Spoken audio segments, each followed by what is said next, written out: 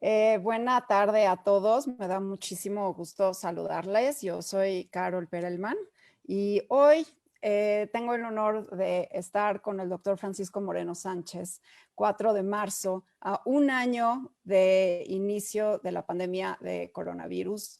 Y creo que es un momento, Paco, para reflexionar, para ver qué hubo, qué hay, qué viene. Ya todos hemos pasado un cumpleaños a distancia y por Zoom. Todos los habitantes de la Tierra ya al menos hemos tenido un cumpleaños a distancia.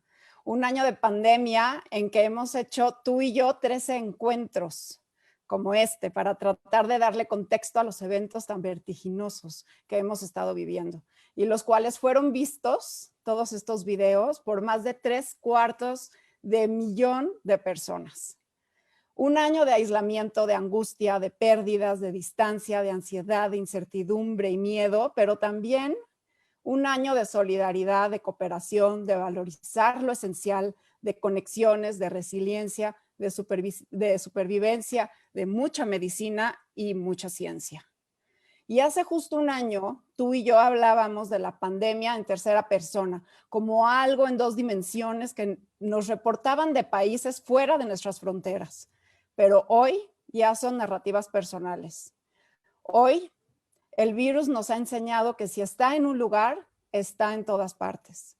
Y entonces es momento de hacer este freno, una reflexión, porque ahora el coronavirus sí nos ha tocado mucho más de cerca.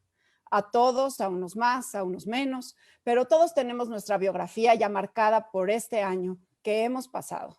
Y a todos nos ha dejado una huella. Pero esto sigue y estamos más cerca del final. Y ante ello, Paco, te tengo una serie de preguntas, no sin antes hacer un reconocimiento al significado del aniversario de un año, que tradicionalmente se simboliza con el papel y que la comunidad científica nos ha regalado con su creatividad, rigor y compromiso. Al día de hoy, más de 200,000 papers publicados sobre el coronavirus y 116,000 en revistas revisadas por pares. ¿Cómo ves este año que pasamos? ¿Dónde estamos y a dónde vamos? Yo me acuerdo que el primer programa que hicimos, que si algo bonito ha habido en la pandemia es este foro en donde hemos podido platicar tú y yo y tener el input de los demás que nos ven. El primer programa que hicimos platicábamos de que el mundo cambió. Y creo que nos quedamos cortos porque creo que para nadie esperaba que el mundo cambiara ni tanto tiempo ni en tal forma. Sí tuvimos probablemente o desafortunadamente la visión que esto podía volverse trágico, pero no en la magnitud de lo que ha sido. Yo creo que si alguien ahorita, hace un año, que empezaban a llegar los primeros casos de COVID en los hospitales en México, hubiera dicho en un año vamos a tener cerca de 200,000 fallecidos y más de 2 millones de contagiados en números que probablemente son muy inferiores a los reales, hubiera pensado que estábamos totalmente locos y amarillistas. El hecho de que esos números han ido subiendo en una forma paulatina como que nos deshumaniza un poco y nos hace pensar que pues son cifras y no son cifras, son seres humanos y son a lo mejor amigos, familiares, personas que conocíamos que ya no están y que yo creo que también en memoria de los que no están, tenemos que tener un compromiso de hacer mejor las cosas de lo que hicimos cuando estaban y no los pudimos cuidar y no los pudimos proteger. Desafortunadamente creo que para nadie esperaba una situación como la que estamos viviendo y creo que esa es la primera reflexión. ¿Y No qué te nos la hubiera, creímos. no, y qué te hubiera gustado poder recomendar desde entonces?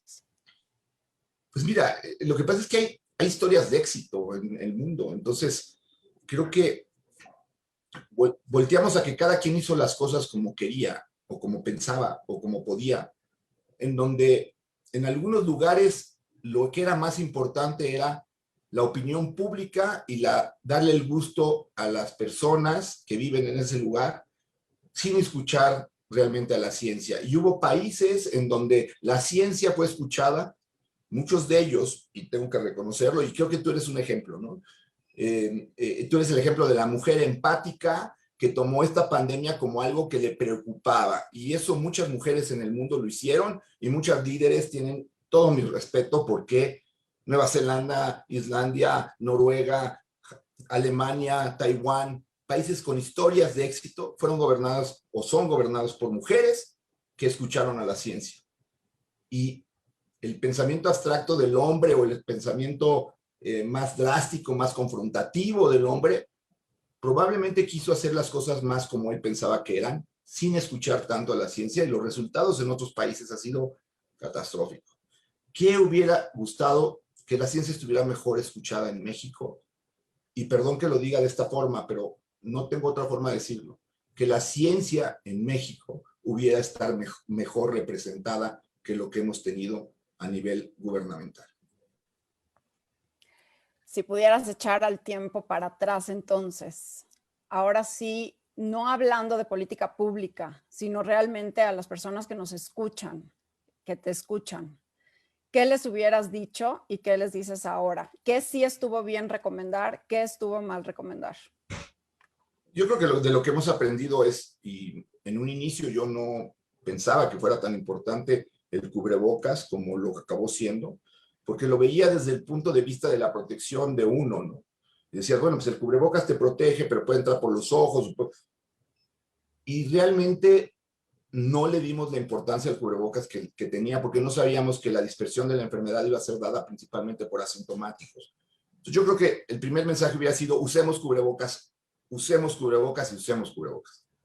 Creo que el segundo que hemos aprendido que es muy importante es, le dimos mucha importancia a los objetos inanimados, llega, báñate, quítate la ropa, tírala, quítate los lentes, o sea, y realmente acabamos viendo que eso, pues, es un gasto innecesario, que los tapetes que se siguen poniendo es pues es un peligro ya, porque yo veo más riesgo en que una persona pise un tapete, se moje, se patine y se rompe la cadera, que ha pasado, a que tengan algún beneficio. Entonces esas cosas deberían de desaparecer. Y creo que también lo que he aprendido en este año es que nos podemos equivocar y no está mal decir me equivoqué. O sea, hoy Alemania me da una lección otra vez al decir nos equivocamos, sí debemos poner AstraZeneca. ¡Wow! O sea, ¿qué de veras valor tiene el decir me equivoqué? Yo creo que me equivoqué en muchas cosas durante este año. Lo único que siento es que no me equivoqué a propósito, o sea, no me equivoqué teniendo la evidencia científica y decir no voy en contra de la evidencia científica, pero pues fuimos aprendiendo de la enfermedad y probablemente yo creo que el mensaje más importante hubiera sido usemos cubrebocas desde un principio, enfatizar en las no reuniones, ¿no? Tú dices, pasamos ya todos un año con un cumpleaños por Zoom. Creo que hay gente que no lo hizo por Zoom y creo que pagó consecuencias. Creo que hubo bodas que no deberían haberse hecho este año, hubo reuniones que no deberían haberse hecho este año y que causaron, pues, más tristeza al final que la alegría momentánea de la reunión. Y creo que eso es, al menos desde mi punto de vista, trágico, que por haber tenido unos momentos de gusto de reunirte y todo, pues se haya perdido vidas humanas. Paco, ¿cuál ha sido tu mayor satisfacción este año? Es bien difícil pensar en una satisfacción en un año tan complicado. Creo que mi mayor satisfacción es que mi esposa está sana, que mis hijas están sanas, que mis amigos cercanos ahorita, mi grupo, los 11 que trabajamos, están bien. Uno de ellos se enfermó, tuvo un cuadro complicado. O sea, brindo por la salud de los que están cerca, pero no hay muchas cosas realmente que yo me te diga, oye, a lo mejor podríamos hablar de esta relación tan padre que se ha formado con Diario Judío y con estas pláticas o sea, ese te satisface, pero cuando ves lo que hay del otro lado, que son pues esos que se te fueron, que no están, que se murieron, son yo creo muchos más los momentos en donde ha habido frustración, ha habido llanto, ha visto coraje, que los momentos en donde yo pudiera decir, hoy estoy feliz. Al menos creo que me queda la tranquilidad de que he tratado de dar lo mejor de mí. Y pues al menos creo que mis hijas saben que lo he hecho, pero el desgaste ha sido muy fuerte. Brutal. Yo lo sé y te lo hemos reconocido como ciudadanos, como mexicanos, tu entrega, tu pasión y todo eso que has hecho por desvivirte, por informar, porque pienso que no nada más vivimos esta pandemia de coronavirus, estamos viviendo una sindemia. Estábamos preocupados por la sindemia con la influenza, pero creo que no preveímos que realmente la sindemia era con la desinformación y la cantidad de gente que no se está sabiendo conducir con seguridad y que te escuchan, Paco. Y eso ha sido un trabajo que te has desvivido por informar y te lo agradezco públicamente y creo que muy merecedor el premio que ganaste. Te quiero hacer una pregunta hacia adelante. O sea, ya vimos un poco lo que ha pasado y creo que muchos de los que nos escuchan lo comparten porque muchos son personas que han pasado COVID, que han sido recuperados, muchos con secuelas, algunos con pérdidas. En fin, no ha sido un año fácil para unos menos, para unos más. Pero ¿qué viene? ¿Qué viene? Porque ya tenemos las vacunas, algunas vacunas, ya tenemos vacunados. Hoy tenemos más vacunados en el mundo que casos comprobados en toda la pandemia. Eso es un número importante. Y por el otro lado, pues ya también vemos casos bajando, ya vemos una curva en descenso, aunque el nivel de casos confirmados al día de hoy es idéntico a el peor momento en agosto, pero de todas formas la tendencia viene a la baja, ¿no? Entonces, ¿qué viene? ¿Cómo debemos de regresar? Ya es un año de los niños en la casa, no hay colegio. Bueno, no hay colegio presencial, pero ¿qué viene? O sea, ¿cómo ves el futuro, esta nueva segundo año, esta nueva normalidad y ojalá ya el fin de la pandemia? Mira, yo creo que lo que viene es un reto enorme que se llama aprender a convivir con el virus. ¿Por qué? Porque el virus no va a desaparecer. Es decir, las vacunas lo que logran es disminuir el chance que tú tienes de enfermarte y morirte por COVID. Eso es lo que mide la eficacia de las vacunas, pero difícilmente el virus va a desaparecer. Y creo que lo que viene ahora es aprender a cómo coexistir con el virus. Y eso tiene varias implicaciones. Uno, tenemos que abrir escuelas, sí. ¿Por qué? Porque es necesario, es un daño psicológico, emocional, el que le estamos provocando a esa generación de niños y jóvenes que no lo han podido hacer. Pero tenemos entonces que aprender a hacerlo con responsabilidad. Porque mi preocupación es que el decir, estamos logrando salir de la pandemia es, ya me relajo. Y lo que pasa, y pasó en Israel, empezaron a vacunar, llevaban el 40% de gente vacunada y aumentaron los casos y aumentaron los fallecimientos. ¿Por qué? Porque la gente se relaja y dice, ya salimos.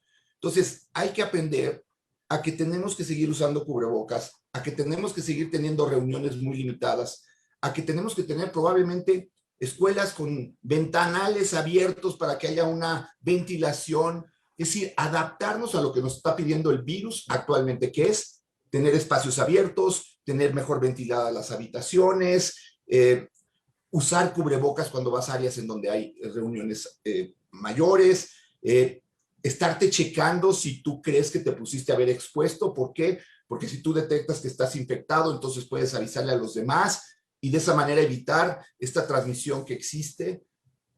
Es el reto, yo creo que a partir de ahora, es aprender a coexistir con este virus sin ponernos en riesgo, sin poner en riesgo a los que queremos. Y es importante lo que dices, porque en efecto, el virus va a quedar como una enfermedad estacionaria, pero esta coexistencia, lo que tenemos que hacer, creo, es que ya sabemos cómo protegernos. O sea, sí es una enfermedad prevenible, sí es una enfermedad que podemos prevenir. Entonces, bueno, parecemos disco rayado, pero es que estas medidas sí funcionan y otras no. No tanto como lo de los tapetes, los arcos desinfectantes, eso no tanto. ¿Qué tanto te preocupan las variantes? Pues mira, preocupan porque al final del camino no sabemos qué implicación, yo creo que una de las situaciones que más me han gustado durante este año es la incertidumbre, ¿no? Uno, que nunca supimos o no sabemos cuándo va a terminar realmente esto, cómo va a terminar o cómo vamos a aprender a coexistir sin que el virus sea una amenaza para nosotros. Y creo que las variantes son parte de esa posible amenaza que existe, en donde si sigue habiendo nichos de replicación viral, pues va a haber variantes y podemos tener una propia y podemos adquirir una de otro lugar. Las variantes, creo que es ese fantasma que nos debe decir hay que seguirse cuidando, porque esas variantes son el resultado de una replicación viral en un mundo en donde nunca en la historia de la humanidad había habido tantos enfermos por una enfermedad al mismo tiempo. Una enfermedad que dura 14 días, porque 14 días después el virus desaparece de la mayor parte de los seres humanos que lo padecen. Y había momentos en donde probablemente había 40, 50 millones de personas en el mundo enfermos al mismo tiempo, replicando virus, y pues evidentemente eso iba a generar mutaciones y variantes y lo que vemos. Entonces, creo que variante ahorita es una incertidumbre y variante es otra de las razones por las que tenemos que aprender a cuidarnos más de lo que nos cuidábamos. Mira, ya sabemos mucho sobre el virus, ya sabemos cómo se replica, ya sabemos cómo infecta, ya sabemos mucho. ¿Qué nos falta por saber? Por ejemplo, las dudas de inmunidad. Hay, creo que muchas preguntas abiertas. ¿Cuáles son como las que más urgen por dilucidar? Yo creo que la pregunta primordial es inmunidad, porque no sabemos cuánto dura la inmunidad natural, no sabemos qué tanto las variantes van a afectar la inmunidad, no sabemos cuánto dura la inmunidad de las vacunas, de ninguna de ellas, no sabemos si la inmunidad de las vacunas va a ser diferente para cada una de ellas, no sabemos qué tanta protección nos va a dar o qué tanta inmunidad nos va a dar la vacuna contra las diferentes variantes. Todos estos yo creo que van relacionados con inmunidad. Y el problema es que solo el tiempo nos puede dar esas respuestas. Y el tiempo, pues es lo que ha causado que la gente se desespere y rompa la protección que podemos tener con las medidas preventivas. Porque la gente está harta, pero la gente que está harta hoy está viva.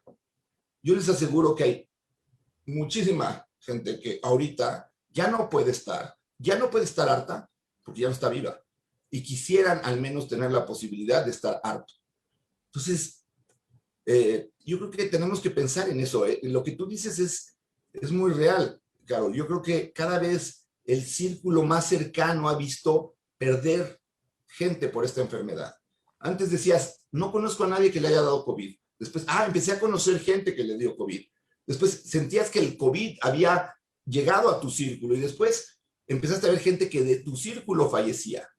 Y si no entendemos eso y si no vemos que los que están hoy oyéndonos de alguna manera son sobrevivientes, porque esos somos sobrevivientes a esta pandemia, pues lo hicimos de alguna manera bien, algo hicimos bien. Paco, hay gente que al día de hoy está escribiéndonos ahorita y nos preguntan si deben o no vacunarse, porque aquí hay una persona que dice, yo no me voy a vacunar, ¿qué piensas? Pues mira, o sea, cada quien es libre en su forma de pensar. Creo que yo lo que les digo es, o lo que yo les pido, es si no piensas vacunarte y tienes tus razones personales, las respeto. Lo que yo no creo que se valga es difundir información falsa para que otras gentes que no tienen los conocimientos se asusten y no se vacunen. Necesitamos tener vacunadas a la mayor parte de la población, porque de otra manera esto no se va a lograr terminar. Entonces, ojalá y tengas una muy buena razón por la que no te vacunes. Ojalá y realmente sea algo que tú hayas analizado y tengas evidencia de que no me voy a vacunar porque esto es algo que me puede producir daño. Lo comentaste bien, tenemos más de 200 millones de dosis aplicadas de vacunas y tenemos 2,5 millones de fallecidos en el mundo por COVID en un año.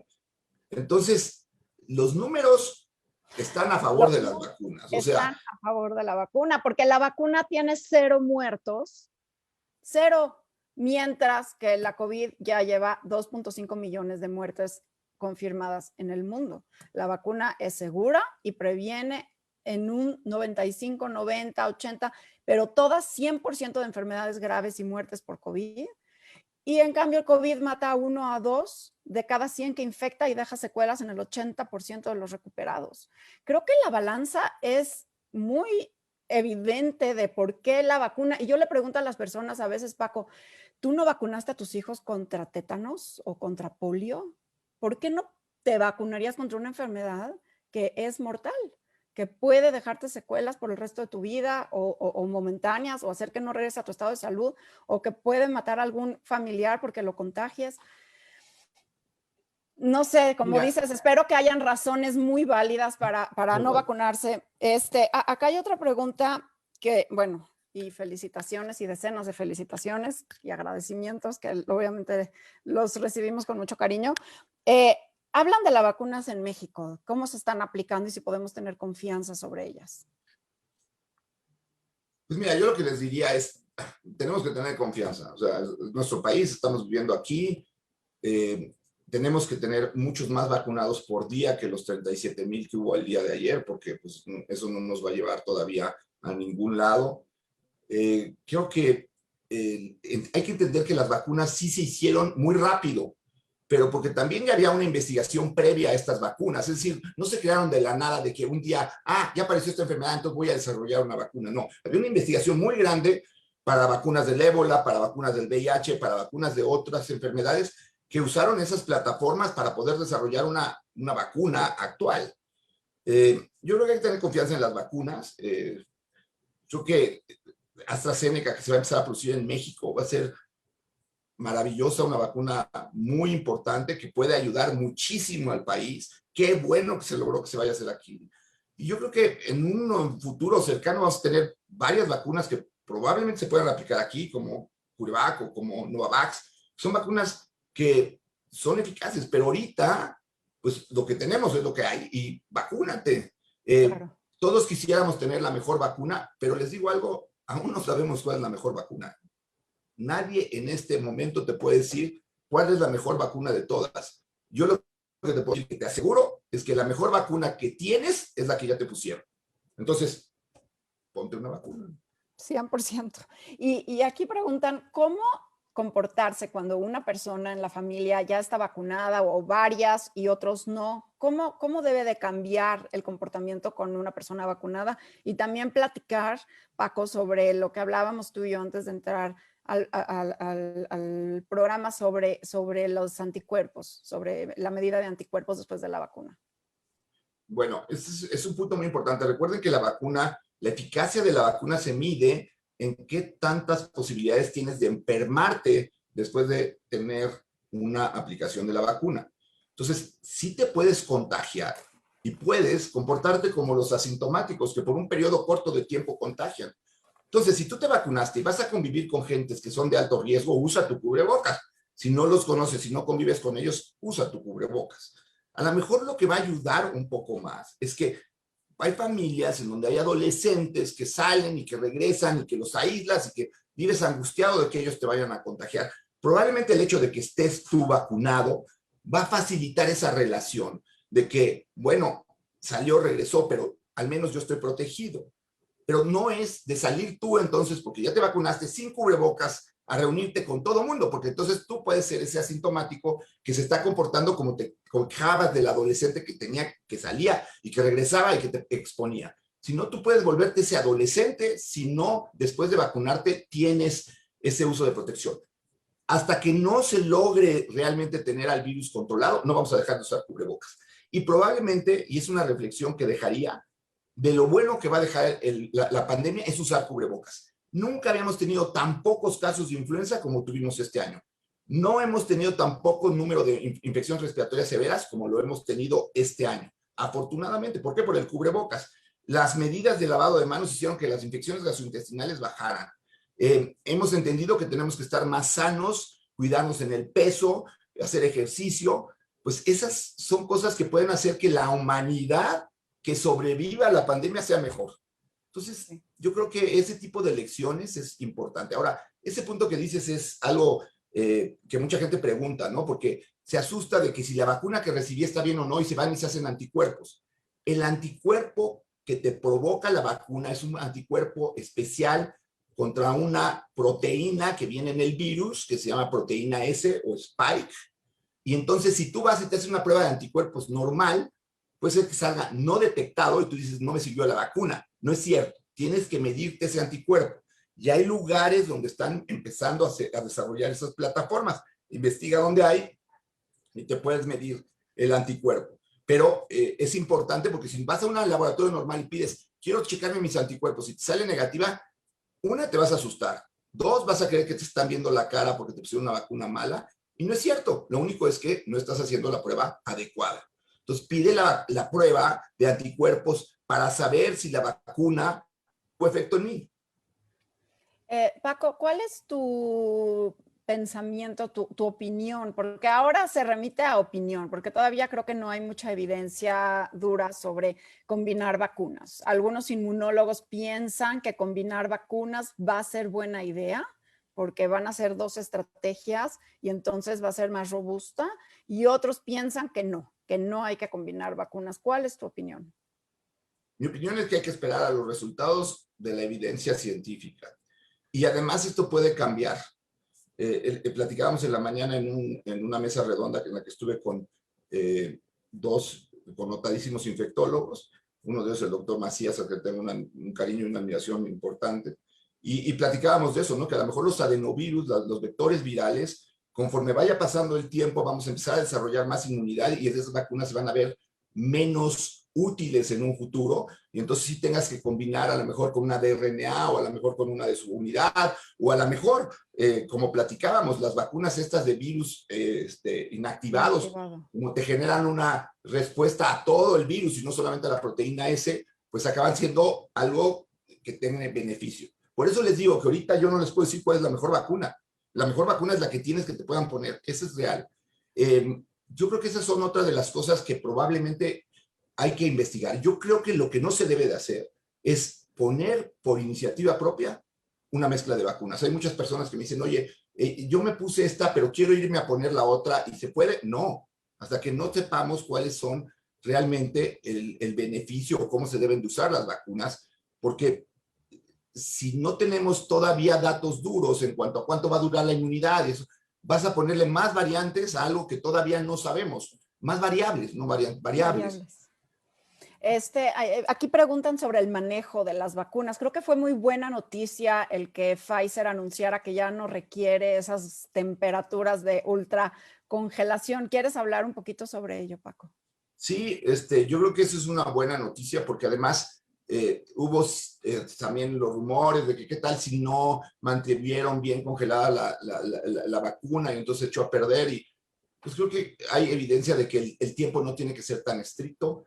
Creo que también hay dos formas de ver esto. Una es decir, bueno, qué bueno que no pasó, pero hay que seguir haciendo las medidas para tratar de mantener las vacunas de una forma correcta, porque la otra forma de verlo, pues entonces no hay que tener tanta seguridad y entonces vas a llegar el momento en donde sí pierdan efectividad esas vacunas. O sea, creo que te deben de dejar un poco de mayor tranquilidad. También creo que, por ejemplo, el hecho de que AstraZeneca haya demostrado que puedes poner la segunda y puede resultar incluso mejor, y pues este tipo de cosas pues te puede ayudar a que la población se siga vacunando, claro, que se logre inmunidad. Y importante recalcar que las vacunas que tenemos y que han sido autorizadas son seguras, han mostrado seguridad, y obviamente no se hubieran autorizado si hubieran causado algo peor que la enfermedad que tratan. No sé. Yo me congelé, ¿Tú ya me escuchas? A ver, no sé si tú estás congelado o yo estoy congelado.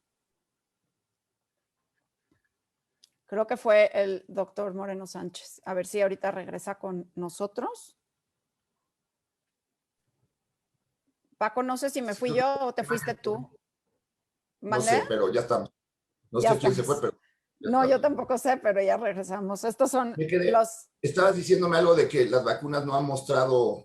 Sí, o sea, es importante que las personas que nos están escuchando sepan que las vacunas que son autorizadas, primero muestran seguridad, o sea, porque no van a autorizar algo para aplicar a personas sanas. O sea, las vacunas se aplican a personas sanas y nadie en su sano juicio autorizaría y ni siquiera sería ético. Pero además para eso tenemos agencias regulatorias como la COFEPRIS que utiliza ¿cómo se llama? La Comisión de Moléculas, que es independiente, ¿no? Y que hace las recomendaciones y se basa en la seguridad primero, porque no vas a ponerle a personas sanas algo que les pueda causar pues algo peor que la enfermedad que trata de prevenir. Entonces, primero son seguras, porque hay preguntas sobre Sputnik, sobre esta, sobre la otra, y pues todas son seguras. Y luego sobre la eficacia, pues cambia según el tipo de vacuna, pero como dice el doctor Moreno Sánchez, o sea, ahorita todavía no sabemos ni cuál es la mejor, porque ¿qué quiere decir mejor? Por lo pronto todas evitan muertes, por lo pronto todas disminuyen casos graves. Eso es lo que requerimos y esto no va a acabar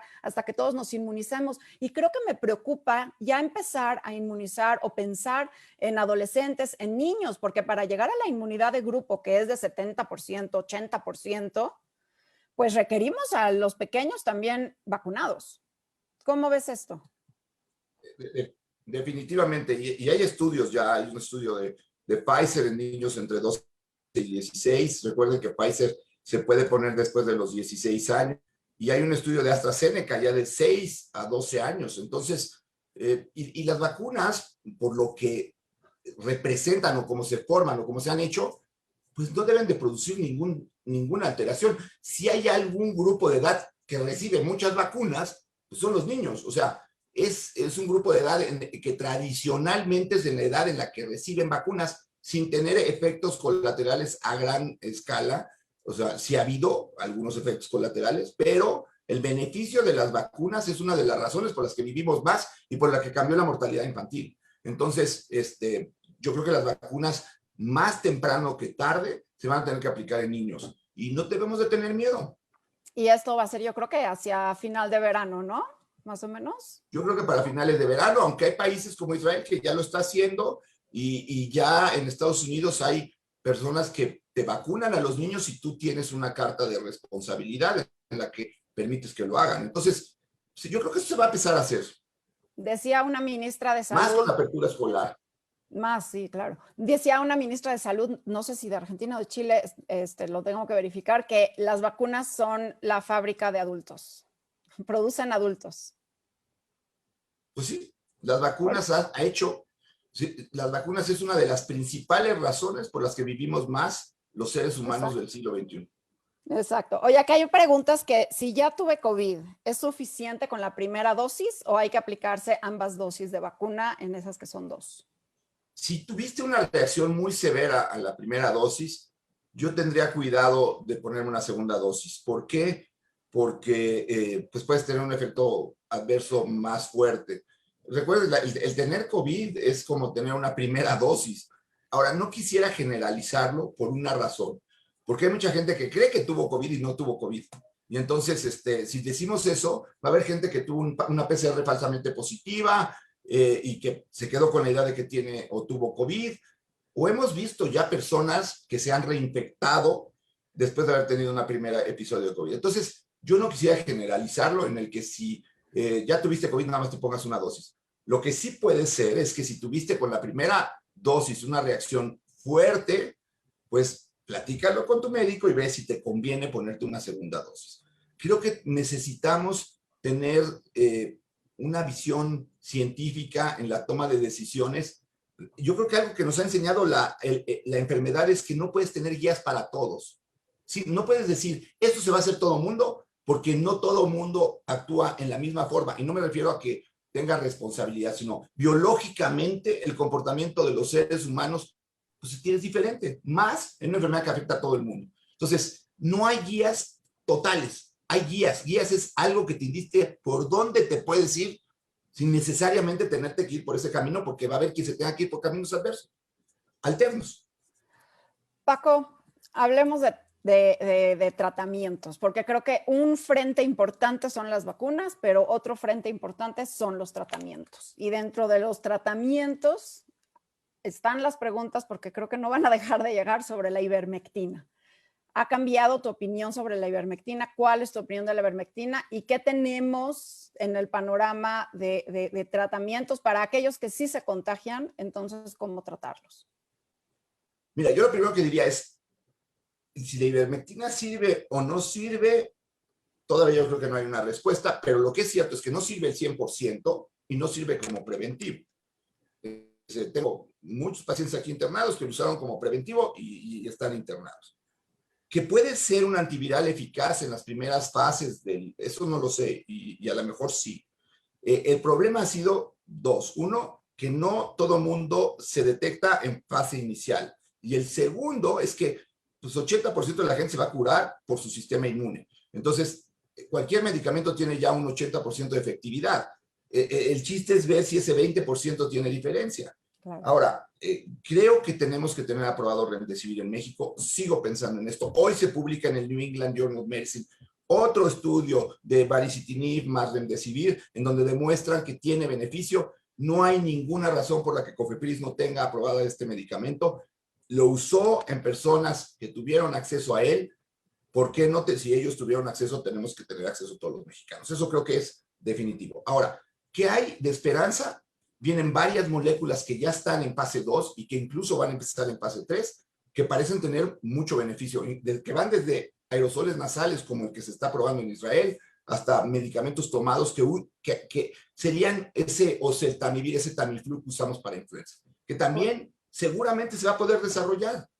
Sería ideal, porque el Remdesivir sí, claro, es un antiviral muy importante. Sin embargo, tiene también el tema de que es intravenoso y que hay que ponerlo en etapas iniciales, que son las virales. Entonces, bueno, sería ideal que Gilead Sciences pueda formular un Remdesivir nasal, ¿no?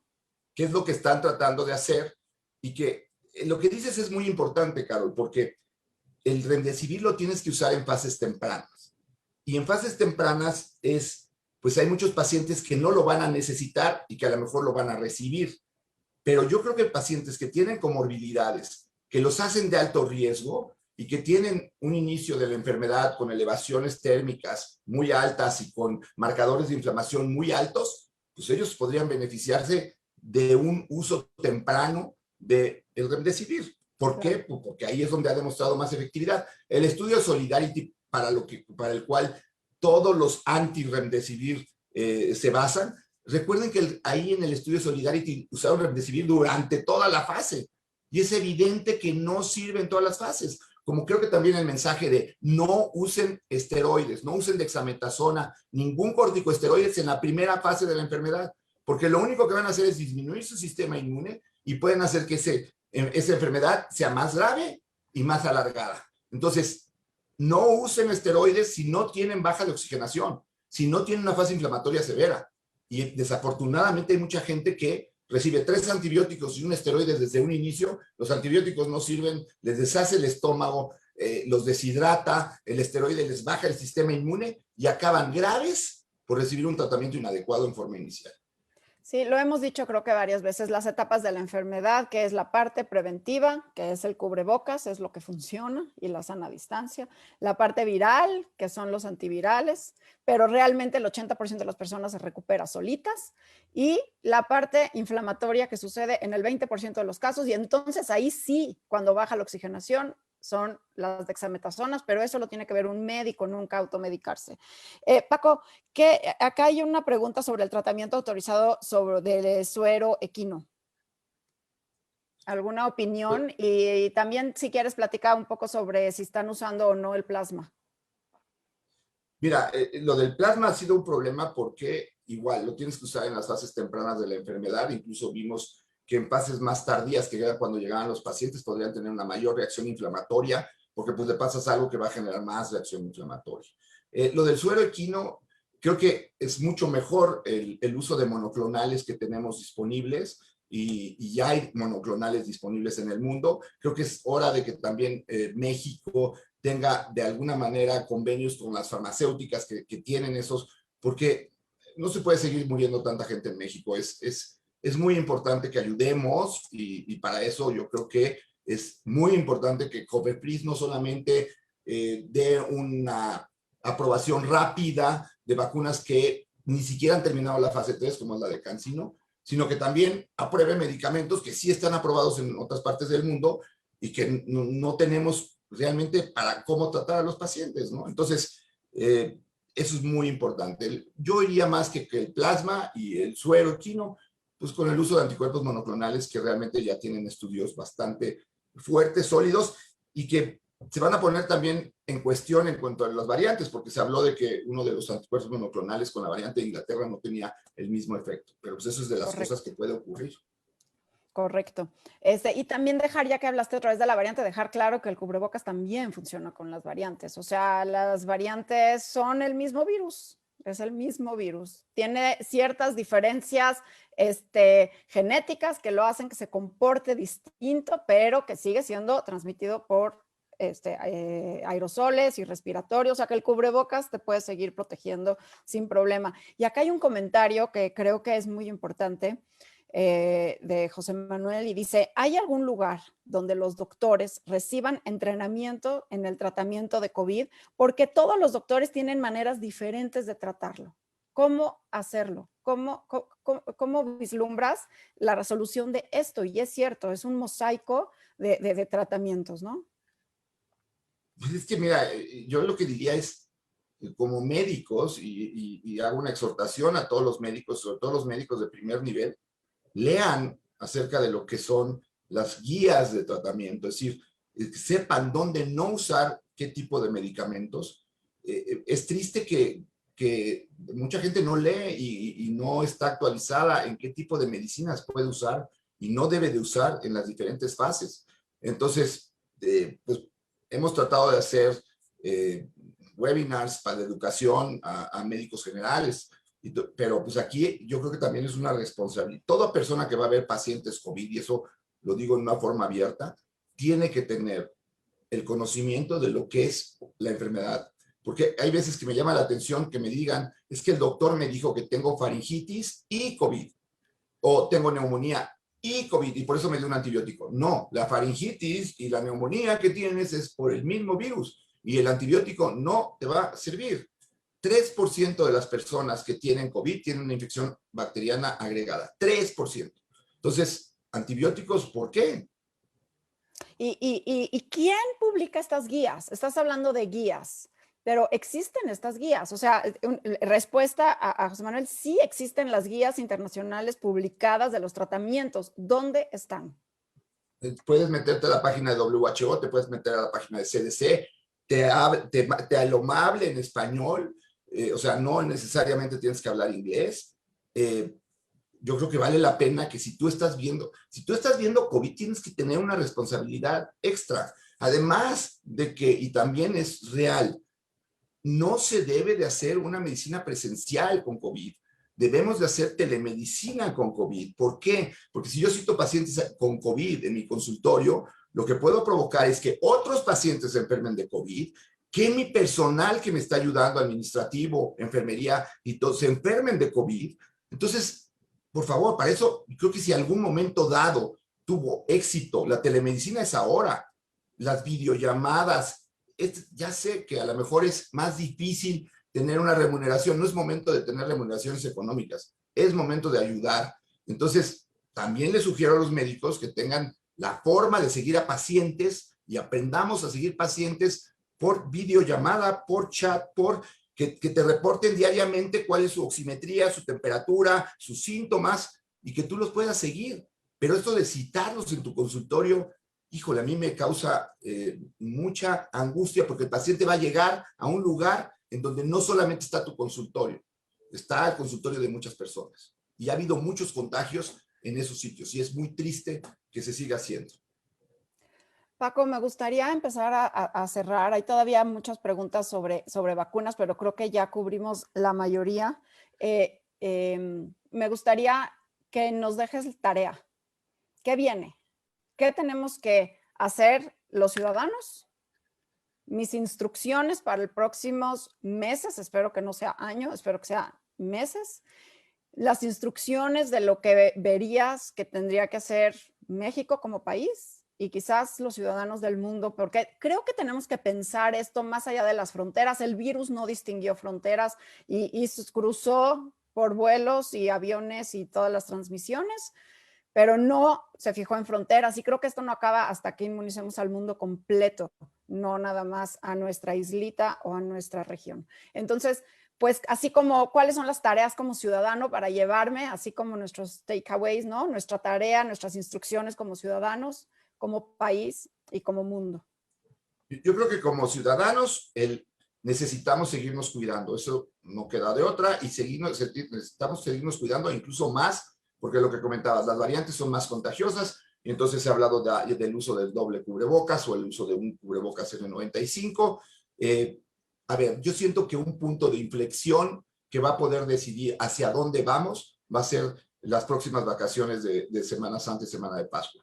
Si en estas vacaciones volvemos a tener un repunte, quiere decir que no hemos aprendido nada y que esto va a seguir y probablemente todo el año vamos a tener problemas. Si en ese momento logramos que siga el descenso de casos, creo que estamos hablando de que a lo mejor la segunda mitad del año va a ser muy diferente. Bueno, entonces tenemos examen. Esa es una parte. Yo creo que de veras ya vivimos lo que fue diciembre y fue terrorífico. Enero, si ustedes ven la mortalidad de enero en México, fue espantosa. Entonces, un punto de inflexión para mí es Semana Santa y Semana de Pascua. Ojalá y aprendamos y tengamos la lección de lo que vivimos antes. Si logramos pasar esa parte, ese periodo es difícil, si para mediados de abril no tenemos un repunte, creo que entonces sí podemos empezar a estar más tranquilos de que esto se está terminando. Tranquilos no quiere decir me voy a quitar el cubrebocas. Tranquilos quiere decir estamos realmente logrando aprender a coexistir, que fue lo que empezamos diciendo, con este virus.